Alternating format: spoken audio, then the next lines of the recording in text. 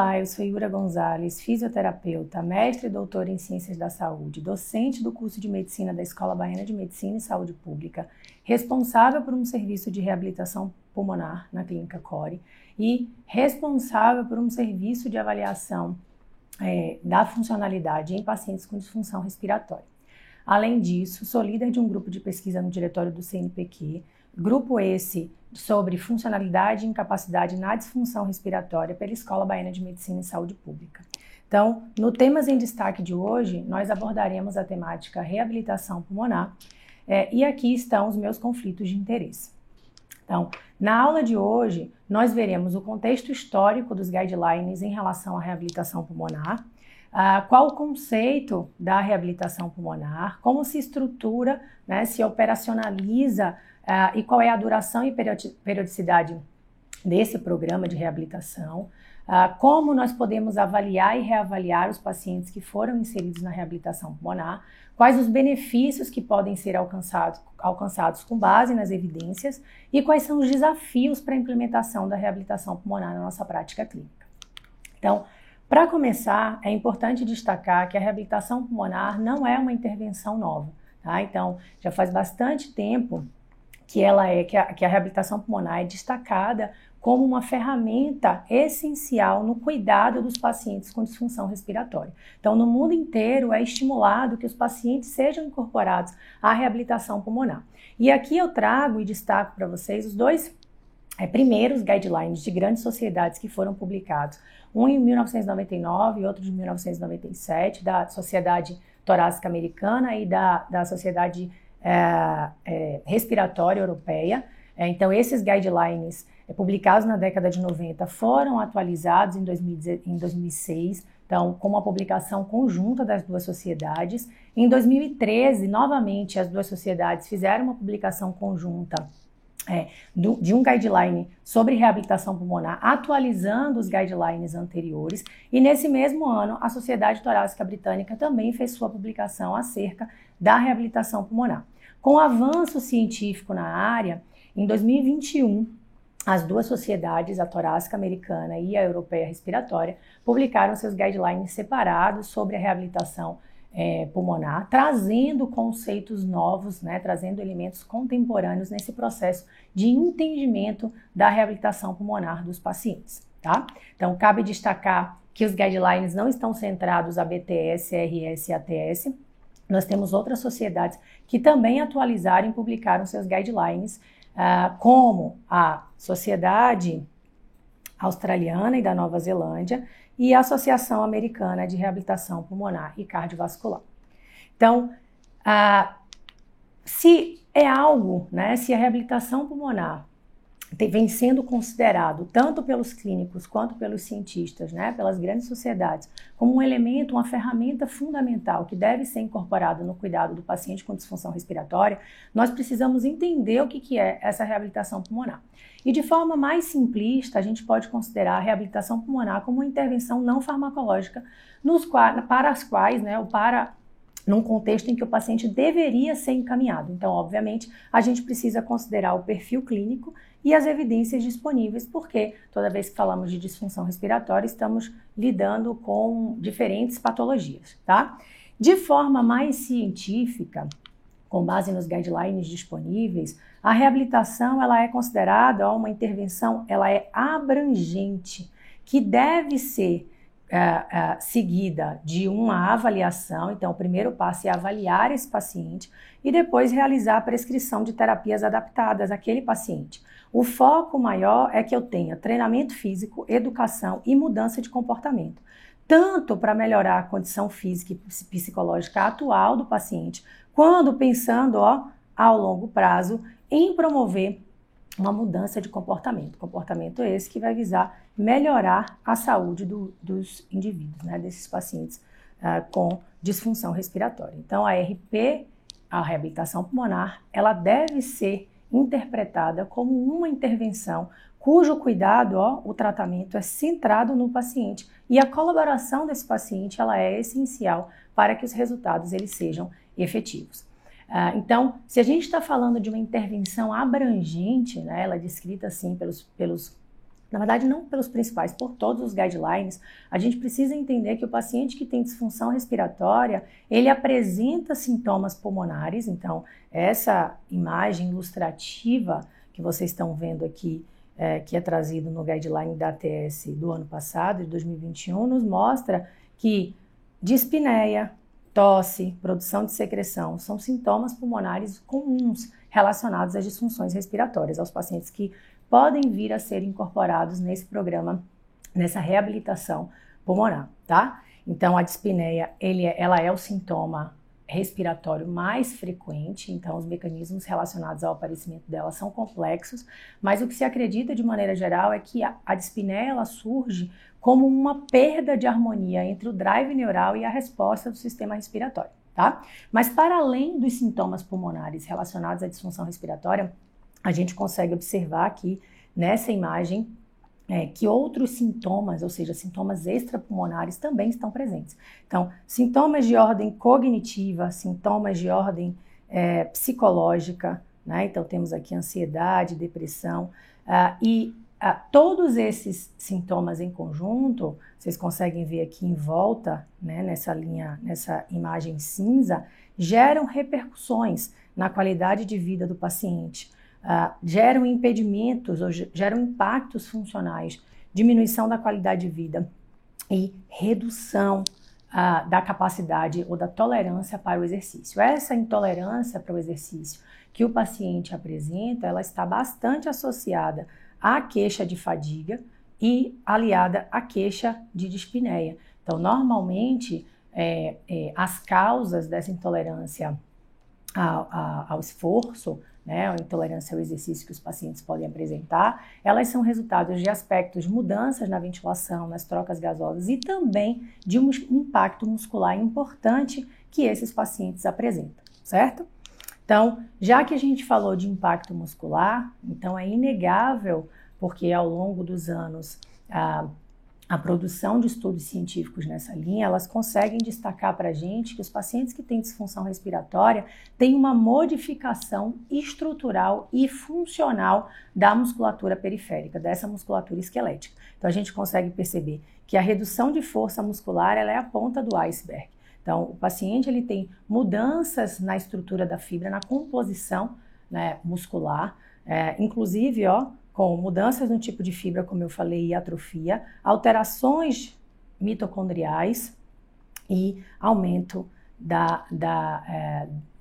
uma mudança, ou seja, uma geração de estresse oxidativo associada a essa doença. Então, todos esses aspectos em conjuntos, todos os sintomas pulmonares e extrapulmonares, principalmente, né, dispneia, fadiga, geram intolerância ao esforço também por um comprometimento da musculatura esquelética. E a gente precisa dar atenção a essa disfunção, certo? Então, a força muscular, como eu disse anteriormente, reduzida, ela se apresenta reduzida em condições de estabilidade da doença pulmonar. E essa redução de força, ela pode ser agravada ainda mais em condições de exacerbação secundária aos quadros de internação, o uso de medicamento, alterações hormonais, inatividade e o aumento do processo inflamatório que muitas vezes aparece, né, nesse momento de exacerbação. Então, nós temos uma redução de força muscular basal nesses pacientes e isso pode se acentuar durante os processos agudos dessa doença, ou seja, as exacerbações dessa doença. Então, atenção para a funcionalidade musculoesquelética deve ser dada porque ela gera, muitas vezes, na grande maioria das vezes, uma intolerância ao esforço para os pacientes. Então, considerando que os pacientes com disfunção respiratória, eles têm uma abrangência, na verdade, uma variedade muito grande de características clínicas e funcionais no contexto pulmonar e extrapulmonar, a reabilitação pulmonar ela pode sim ser encarada como um programa, onde eu tenho a atuação de multiprofissionais que interagem para ofertar, né, profissionais, família, cuidador aqui, para ofertar o melhor cuidado para o paciente.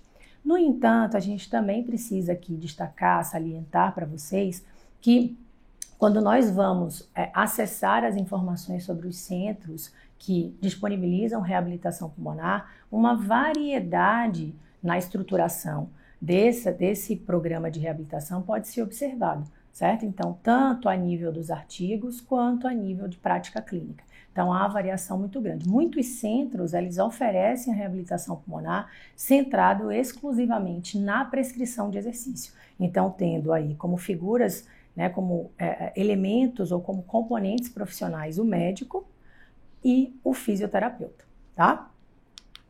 Então, a gente não pode esquecer, como eu salientei antes, que a gente tem uma série de componentes associados à disfunção respiratória. Então, queixas, sintomas pulmonares, extrapulmonares e uma série de comorbidades e condições que podem estar associadas nesse paciente. Então, por isso, nesse contexto contemporâneo da reabilitação pulmonar, da prescrição da reabilitação pulmonar, a gente pode pensar ou a gente pode descrever ou propor um manejo sobre várias óticas. Então, a gente consegue perceber aqui uma variedade de propostas de intervenção para esses pacientes, dada a diversidade de características clínicas e funcionais que os pacientes podem apresentar. No entanto, está destacado aqui para vocês observarem que a grande maioria dos guidelines na atualidade, na contemporaneidade, consideram que esses elementos que estão descritos aqui, marcados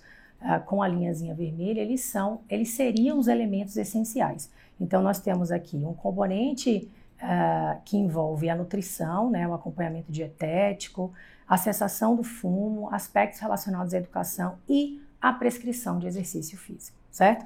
E sobre o exercício físico, eu quero destacar para vocês que os dois guidelines atuais da ATS e da ARS são taxativos em afirmar que nesse programa de reabilitação pulmonar, a prescrição de exercícios é considerado um elemento fundamental, é a pedra angular dessa reabilitação pulmonar. Então, seria um elemento essencial para esses pacientes, certo?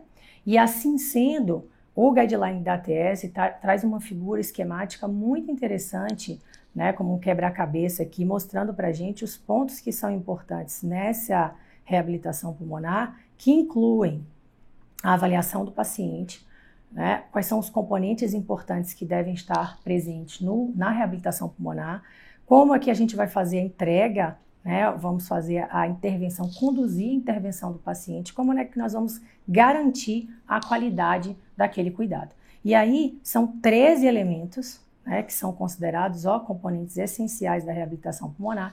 E notem que para o componente do programa, o que é considerado essencial é o treino de força e o treino aeróbico, certo? Então, nós podemos sim ter um programa de reabilitação pulmonar multiprofissional, mas a gente precisa entender que essencial, com base nas informações, nas melhores evidências disponíveis, é incorporar o treinamento para esses pacientes. Então, esse é o elemento que não pode faltar. Os demais podem estar presentes nessa reabilitação nos pacientes com disfunção pulmonar.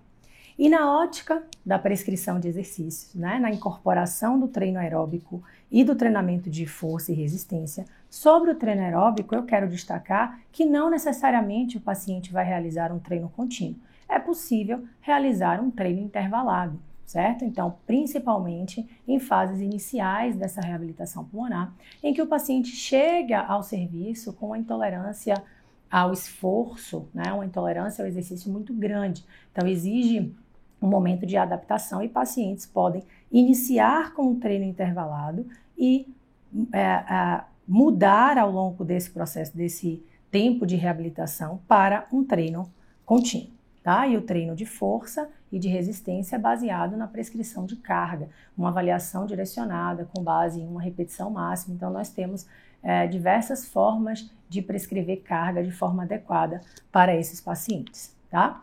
Então, notem um detalhe importante. Então, nós destacamos que o elemento essencial é ter o exercício como elemento, como componente da reabilitação pulmonar. Então, o exercício inclui o treino aeróbico e o treino de força. E aqui eu quero destacar para vocês que nós também temos revisões sistemáticas com meta-análises de ensaios clínicos que comparam a estratégia de prescrição de exercício nos pacientes. A maioria dos estudos são nos pacientes, os 2 estudos que eu trago aqui para vocês são estudos que foram desenvolvidos em pacientes com DPOC, tá? Mas temos algumas evidências em outras patologias também. Mas o que eu quero chamar a atenção aqui com esse forest plot? Que combinar o treino aeróbico com o treino de força gera um ganho adicional na força muscular, na força muscular das pernas, quando comparado ao treino aeróbico sozinho, e que esse ganho, ele também pode ser observado, né, o ganho funcional, quando a gente descreve a combinação do treino aeróbico e do treino de força na distância percorrida no teste de caminhada de 6 minutos. Então, à luz do conhecimento atual, a gente entende que aqueles 2 componentes descritos pela ATS como essenciais no processo de prescrição do programa, eles devem ser prescritos em conjunto, certo? Não necessariamente o paciente vai começar com um longo tempo de caminhada ou com uma alta velocidade ou com uma alta carga, muito pelo contrário. Então, é um treinamento progressivo, certo? Centrado ali na avaliação desse paciente, certo? Então, para além do treino de força e do treino aeróbico, a gente precisa, porque eu descrevi para vocês e disse, né, que os guidelines eles são unânimes em considerar a reabilitação pulmonar uma intervenção abrangente, nós precisamos considerar outros aspectos da funcionalidade nesses pacientes. Então, pode ser que os pacientes precisem de um treino de equilíbrio, um treino de flexibilidade, então, e alongamento. Então, essa avaliação vai guiar, né, uma tomada de decisão para que a prescrição não necessariamente fique restrita somente ao treino aeróbico e ao treino de força, certo? O treinamento muscular inspiratório e a terapia de higiene brônquica também pode ser realizado. E aí eu quero destacar para vocês que, com base nos dados mais recentes em relação, né, nas revisões temáticas com meta-análise de ensaios clínicos, em relação à prescrição de TMI na reabilitação pulmonar, os dados eles são divergentes. Por quê? Ao que parece, a depender do perfil de treino que o paciente se encontre. Ou seja, um paciente com menor disfunção ou menor intolerância ao treino, que consegue realizar um treinamento físico com maior intensidade, o treinamento muscular inspiratório não necessariamente seria algo essencial. Ele gera, sim, aumento de força muscular respiratória, mas sem mudar distância percorrida no teste de caminhada e queixa de dispneia. Então, ao que parece, né, com base nessas revisões temáticas com meta-análise, a gente tem alguns perfis que podem se beneficiar da adição do treinamento muscular durante, né, o protocolo, a descrição, a prescrição da reabilitação pulmonar. Então, não é uma receita de bolo, né? Então, nós temos um tratamento individualizado, ela é centrada no paciente. Então, o perfil do paciente pode determinar o alcance, né, que a gente consiga alcançar os nossos resultados clínicos e funcionais desejados, tá? E aí, outros componentes, além do treino aeróbico e do treino de força, que podem ser incorporados. Então, como eu falei, já que a gente está falando de um programa, de uma reabilitação pulmonar que é centrada no paciente, eu também preciso me preocupar em aconselhamento para atividade física, que o paciente saiba manejar o seu treino e que ele entenda, porque ele é parceiro desse processo, que as sessões que ele vai fazer na clínica ou na casa dele, quando o profissional for lá, elas não se encerram somente com aqueles dias. Então, ele precisa dar continuidade ao treinamento diário, certo? Então, essa orientação e esse acompanhamento do paciente faz parte da reabilitação pulmonar para que os melhores resultados consigam ser alcançados, certo? Então, nesse sentido, né, pensando na estrutura e operacionalização dessa reabilitação pulmonar, a gente precisa entender que os nossos pacientes eles são muito diferentes. Então, eles têm necessidades físicas, psicológicas e sociais. Então, o foco da reabilitação é reduzir sintomas. Eu quero reduzir dispneia, certo? Eu quero melhorar a tolerância ao exercício, mas eu também preciso atender às necessidades do meu paciente. E aqui eu trouxe, né, algumas imagens dos meus arquivos pessoais, então a gente precisa ter flexibilidade quando nós realizamos reabilitação pulmonar nos pacientes focado no exercício para atender esses pacientes na casa deles. Então, esse meu paciente, a maior vontade dele era voltar a dirigir. Então, aqui, esse jalequinho aqui sou eu. Eu ensinei a ele como é que é a estratégia, porque nessa fase inicial, isso também facilitaria a ida dele para a minha clínica de reabilitação, ele conseguir dirigir, qual é a estratégia que ele desenvolveria para andar da casa dele até o carro, né? Como é que ele faria para colocar o cilindro dele no carro para poder dirigir. Então, tudo isso faz parte do contexto de pensar na estrutura e na operacionalização da reabilitação pulmonar. Então, eu não quero só reduzir dispneia, eu quero atender, né, os desejos, os anseios, a participação social do meu paciente. E esse aqui é outro paciente meu, um paciente, na verdade, de atendimento no período de 2018, que diferente do outro paciente, a vontade dele não era dirigir. Na verdade, ele já dirigia curtas distâncias, mas ele queria conseguir acompanhar a esposa dele no supermercado, porque ele sempre fez isso. E aí, quando ele ficou dependente do oxigênio, ele passou a ter receio. Então, a gente incorpora essa realidade, esse contexto. Então, eu saio do consultório com esse paciente e ele vai comigo para o supermercado para aprender as estratégias para conseguir alcançar o objetivo maior dele. Então, novamente, a gente reforça o cuidado no programa, na reabilitação pulmonar, ela é centrado no paciente. Então, para além de melhorar a força, melhorar a dispneia, tolerância ao exercício, eu preciso atender também as expectativas do meu paciente. E isso muitas vezes envolve incorporar participação social nessas sessões, tá? Outro ponto que eu quero destacar sobre a estrutura e a operacionalização da reabilitação pulmonar é que nós podemos adicionar algumas ferramentas para melhorar a execução das tarefas durante a reabilitação pulmonar. E aí nós podemos adicionar oxigênio, porque isso gera uma maior capacidade do paciente em realizar com maior intensidade, maior tempo, o treino de força e o treino aeróbico. E outras ferramentas também podem ser utilizadas, a ventilação mecânica não invasiva, a eletroestimulação. No entanto, sobre a ventilação mecânica não invasiva, nós temos a revisão mais recente, revisão sistemática com meta-análise. Então, essa revisão, ela mostrou para a gente, né, com base na síntese quantitativa, que a incorporação da ventilação mecânica não invasiva durante a prescrição do treinamento, né, durante a realização do treinamento físico na reabilitação pulmonar, reduziu Borg, melhorou PaO2, saturação, reduziu PCO2. Só que essas mudanças, elas foram, quando a gente olha o forest plot na meta-análise, elas têm uma inconsistência muito grande, uma heterogeneidade muito alta. Os estudos, né, os ensaios clínicos incluídos, têm baixa qualidade e isso diminui a nossa força para recomendar como um padrão incorporar a ventilação mecânica não invasiva, certo? E o mesmo vale o nosso estudo, a nossa revisão sistemática com meta-análise sobre a incorporação da eletroestimulação durante o treinamento de força e do treinamento aeróbico nos pacientes com doença pulmonar obstrutiva crônica, evidenciou uma diferença estatística na distância percorrida no teste de caminhada, no entanto, com uma alta heterogeneidade e um alto intervalo de confiança, ou seja, uma inconsistência muito grande. Então, novamente, reduzindo a força de recomendação. Nos dois casos, os desfechos que foram melhorados, tanto pela ventilação mecânica não invasiva, quanto pela eletroestimulação, não alcançaram a mínima diferença clínica importante. Então, novamente, a gente tem duas possibilidades de ferramentas para serem incorporados ao treinamento, mas não temos uma força de recomendação e uma certeza, né, ou uma menor incerteza de que, ao incorporar, eu vou conseguir melhorar desfechos nesse paciente, certo? Então,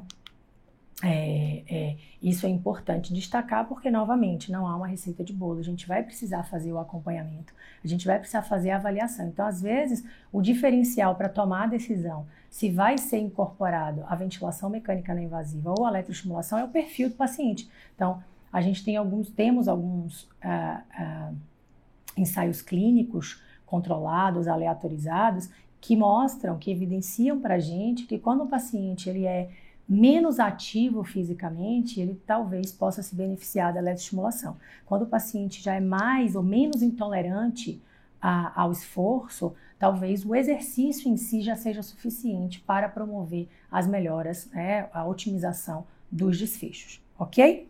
Então, no contexto da duração e periodicidade da reabilitação pulmonar, de maneira geral, os guidelines sugerem que esse protocolo, né, de reabilitação física dos pacientes durem de 6 a 8 ou até 12 semanas ou mais. Então, a ATS até sugere que possa durar mais do que 12 semanas. No entanto, nós não temos algumas certezas em relação se durar mais, os benefícios são maiores, certo? Então, a gente precisa centrar esse cuidado no paciente, não podemos esquecer disso. E uma frequência de 2 a 3 vezes por semana. Então, normalmente essa é a recomendação que está presente todas as vezes que se menciona a reabilitação pulmonar no paciente com DPOC. Quando a gente vai para outras patologias, a prescrição de reabilitação pulmonar em outras condições de saúde relacionadas à disfunção respiratória, a gente pode ter frequências destacadas ou sugeridas de 5 a 7 vezes por semana. Então, novamente, a gente chama a atenção que a avaliação é muito importante, certo? Então, nós utilizamos os conceitos, as informações científicas disponíveis, mas a avaliação é essencial nesse processo, tá? E por falar em avaliação, nós precisamos centrar essa avaliação na observação e na identificação da capacidade do exercício do paciente, na qualidade de vida, como é que está a dispneia, o status nutricional e as características funcionais desse paciente. E aí, para a capacidade física, eu vou destacar, né, o que a gente já comentou na aula anterior, vou destacar o teste de caminhada de 6 minutos, que ainda é considerado o padrão ouro, né, para avaliação de capacidade ao exercício em condições que não envolvem um laboratório, certo? Especificamente como teste de esforço cardiopulmonar. Mas, dada as características diversas desses pacientes, a gente consegue perceber que vários elementos de avaliação podem ser incorporados. Avaliação de força muscular, avaliação de fadiga. Então, nós temos vários componentes importantes aqui de fragilidade que podem ser considerados, certo? Então, destaquei alguns aqui importantes e que, inclusive, eu utilizo lá no meu serviço, certo? Então, saliento também que temos no Brasil instrumentos validados em português para avaliar esses aspectos funcionais descritos aqui. Então, com as propriedades psicométricas descritas desses instrumentos e informações acerca da mínima diferença clínica importante, que é um elemento que a gente precisa conhecer para a gente conseguir identificar se a nossa reabilitação está impactando na vida do indivíduo, certo?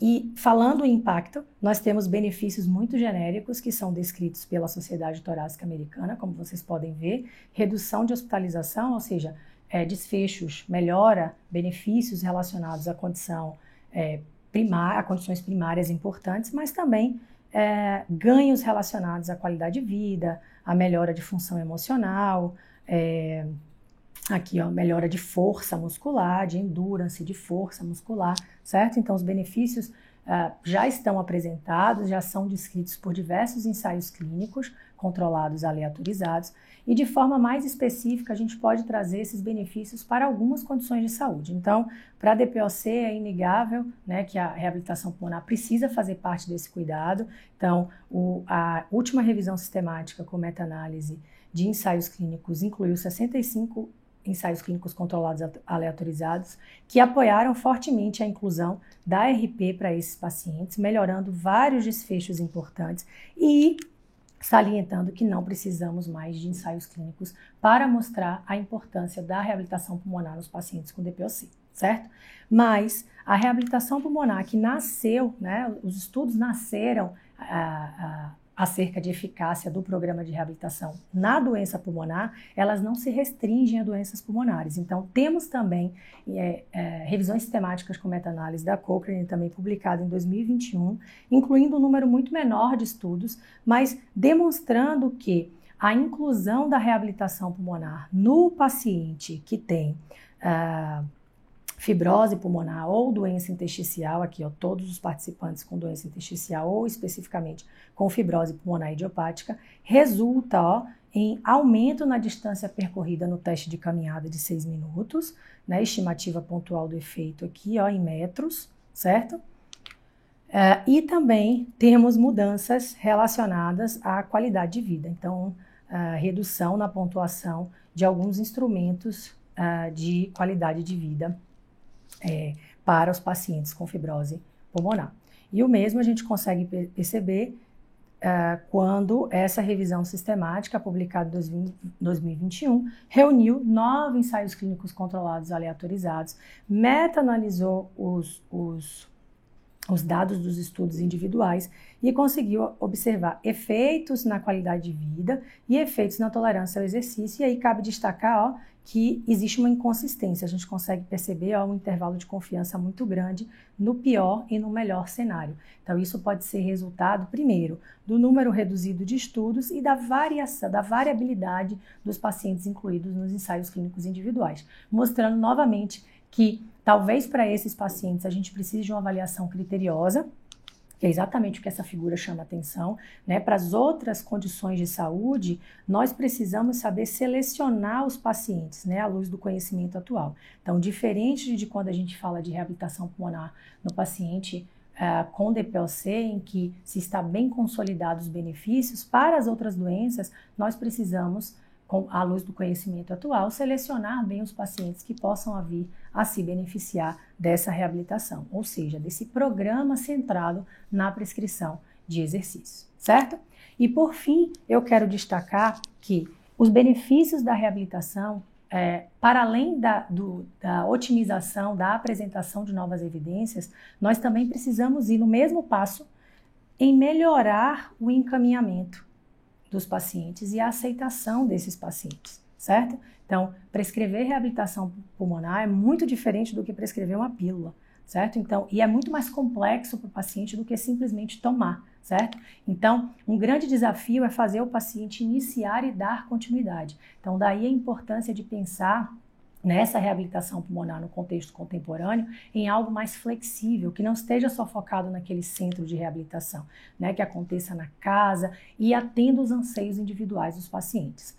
Outro desafio importante é ter profissionais habilitados e programas de qualidade para atender esses pacientes, certo? Então, esses eram os pontos principais que eu queria trazer acerca da reabilitação pulmonar. Deixo aqui os meus contatos e me coloco à disposição para sanar dúvidas adicionais. Muito obrigada.